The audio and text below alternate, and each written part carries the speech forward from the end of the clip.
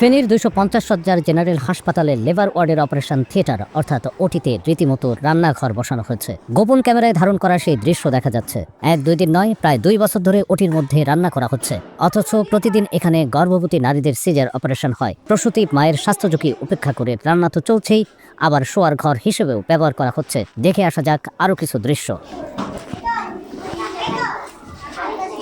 Feni general হাসপাতালের আবাসিক medical officer doctor রোকন উদ্দৌলার সঙ্গে ফোনে কথা বলে তিনি যেন চমকে গেলেন। অথচ তিনি আবাসিক মেডিকেল অফিসার হিসেবে দায়িত্ব পালন করছেন। হ্যাঁ হ্যাঁ প্রমাণ আছে, আমাদের কাছে ভিডিও ডকুমেন্ট আছে, সবকিছু আছে।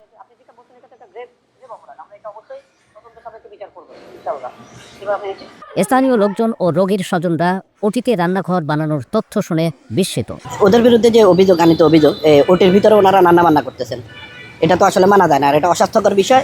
আর এটা দোষীদের বিরুদ্ধে তদন্তপূর্বক শাস্তি দাবি করছি আমি। যে রুমে নারীদেরকে সিজার করা হয়, ঠিক সেই রুমের উল্টো পাশে যে নার্সরা রান্নাবান্না করতেছে, এটা কোন দেশে আমরা বসবাস করতেছি? এটা উচিত হয় না, একজন সিজারের রুমে এভাবে রান্না করাটা, পাক করাটা উচিত হয় না ওনাদের।